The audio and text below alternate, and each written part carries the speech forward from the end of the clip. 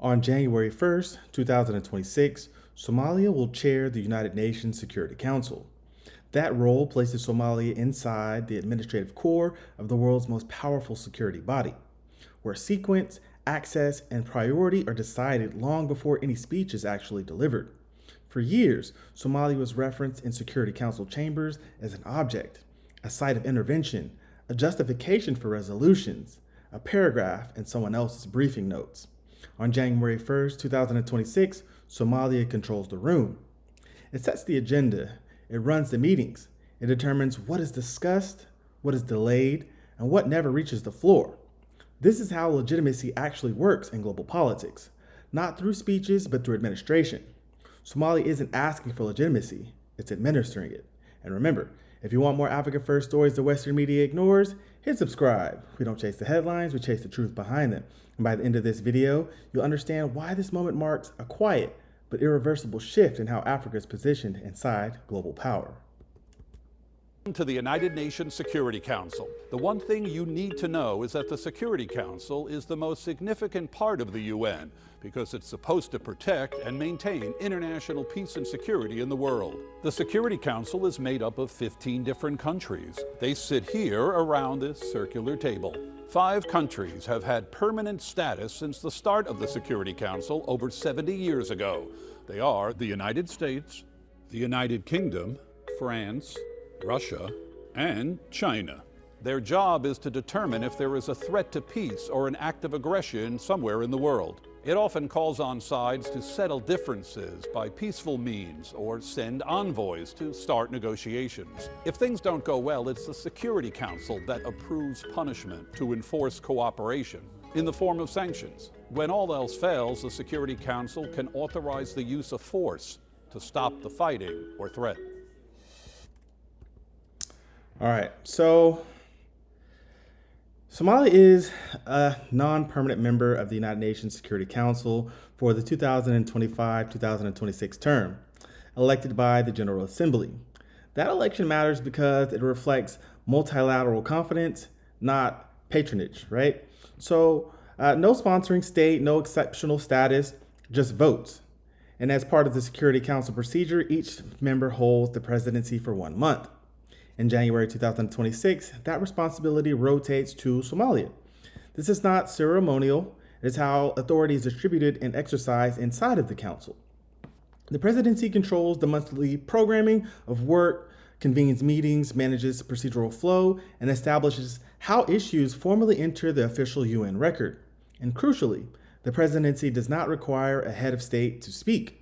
The day-to-day authority is exercised by Somalia's permanent representative to the United Nations, His Excellency Abubakar Dahir Osman, who will chair the session, open and close meetings, manage negotiations, and speak on Somalia's behalf throughout the month.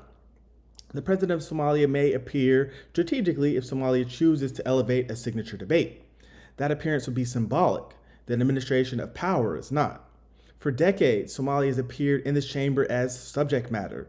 On January 1st, 2026, it operates as a part of the machinery itself. It turns out, capacity concerns fade quickly when someone is trusted with the gavel.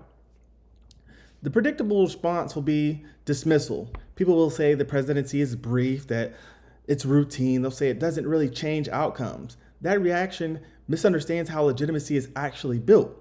Inside multilateral institutions, power is not measured by volume. It's measured by process control. Sequencing decides urgency. So framing shapes interpretation. Language enters the permanent record. States fluent in procedure shape outcomes quietly, right? So states without that fluency remain reactive. And this moment matters because Africa has long been positioned as evidence of instability, intervention, or justification. Somalia's chairmanship reflects a reversal of this posture. Africa is no longer only discussed, it's administering discussion. So apparently, legitimacy works best when it doesn't ask for permission here, right?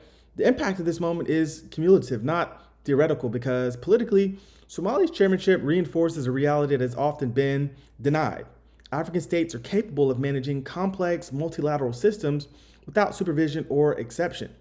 And that credibility compounds. It affects how African-led proposals are received, how coalitions align, how trust is assessed long before resolutions reach a vote. Agenda placement matters, language matters, records last. Economically, legitimacy reshapes perception, and security narratives influence risk assessment, long-term investment decisions, and partnership confidence. Markets respond to who defines stability, not just who talks about it. So global capital flows, institutional confidence grows, not slogans, right? Culturally, the effect is generational. African audiences are not witnessing celebration, they're witnessing normalization. Authority exercised without apology, announcement, or performance. Credibility doesn't need a press conference, it needs procedure. So January 2026 will not transform global governance overnight. That was never the point. The point is positioning. Africa's relationship with global power is shifting from resistance to fluency, from critique to competence, from reaction to administration. That shift is already visible. After a disputed territory announced recognition of a non-state administration in northern Somalia, Somalia requested an emergency meeting of the United Nations Security Council, not as a protest, but as process. So expect more African diplomats who understand systems deeply, move comfortably inside of them, and extract leverage without noise. Expect quieter influence, cleaner execution, fewer speeches, and more outcomes. This is how long games are won. Not by rejecting institutions outright, but by mastering them well enough to operate them confidently. Future Africa reports will examine how rotating authority often shapes outcomes more effectively than permanent posturing, and why Africa's growing institutional literacy is reshaping global governance from the inside. This isn't disruption, it's consolidation. Power doesn't announce itself, it functions. So, mashallah, that's your African Insight for today. Please don't forget to like, comment, and subscribe because I'm Mr. EmpowerTV. We don't chase the headlines, we chase the truth behind them. This is Mr. Empower, and I'll see you in the next video. Peace.